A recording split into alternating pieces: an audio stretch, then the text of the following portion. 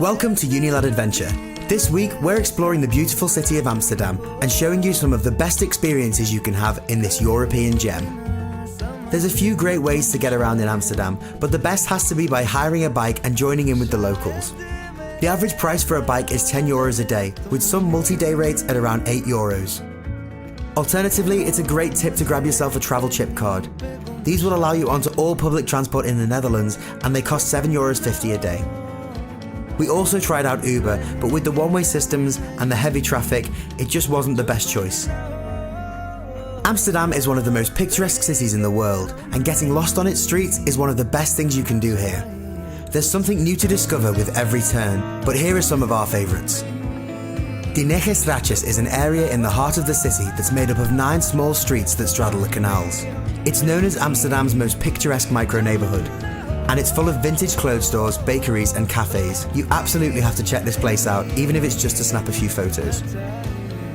Holland is famous for its street food, particularly when it comes to baked goods and sweet treats.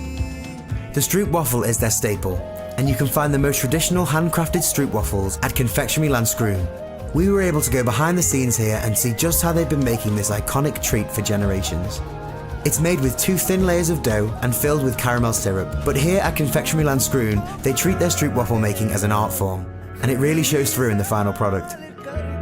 If you're not a big fan of caramel, then try Van Stapel.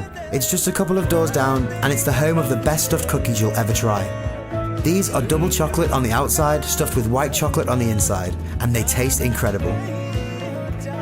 Along the canals, you'll find many interesting attractions, from the famous Anne Frank House and the Flower Market to the more bizarre, like this cat museum, which is fun to explore but kind of creepy as well.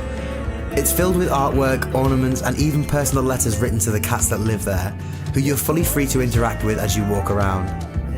There's also a lot of coffee shops that you can chill in around this area. If you love beer, then you should definitely check out the Heineken experience. The tour costs €18 and it takes about 2 hours. In that price, you'll also get 2 tokens to enjoy ice-cold beers in their bar. But you get given another beer during the tour as well, so it works out as a pretty good deal. You'll learn all about the history of the brand and see how they make and bottle their special brew. There's even an option to print your own custom bottle for an additional cost. The Heineken experience is right on the edge of one of the most trendy neighbourhoods in the city. The Pipe is full of quirky cafes, bars and one-of-a-kind boutiques. It's also where you'll find the Netherlands' largest street market, Albert Quikmarkt. Here you can get your hands on some more traditional street food, including the famous little Dutch pancakes called poffertjes, more modern chocolate-dipped stroopwafels and savoury treats. They also have souvenirs and clothing. Given the size and popularity of this market, you'd think it would be packed. And whilst it is busy, there's still plenty of room to move about and enjoy what's around you. Jordan is another stunning neighbourhood that sits along the canals. There's some really great street art around here, and the traditional buildings look like something out of a storybook. It's a great place to take some photos and soak in the culture around you.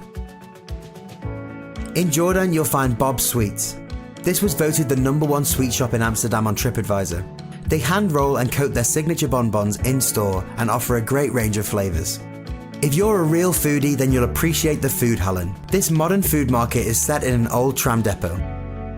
You won't find much Dutch food here because it's internationally themed and features food from all over the world, with everything from dim sum and sushi to tacos and burgers. It's a great place to come with a group because there's so much to choose from, and there's a couple of nice bars inside as well.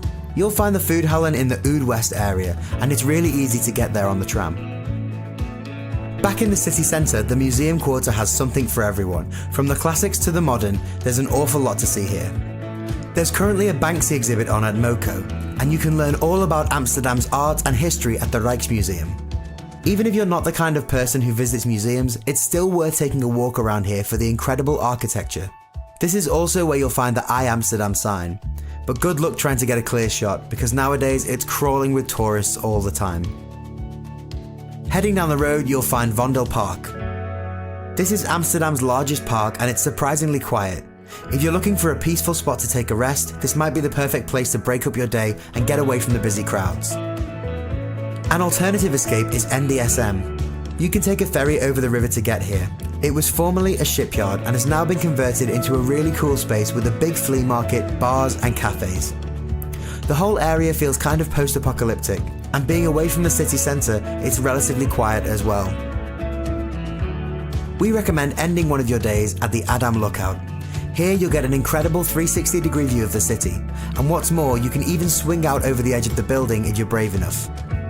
Even if you're afraid of heights, you should still head up here and take in the city as the sun goes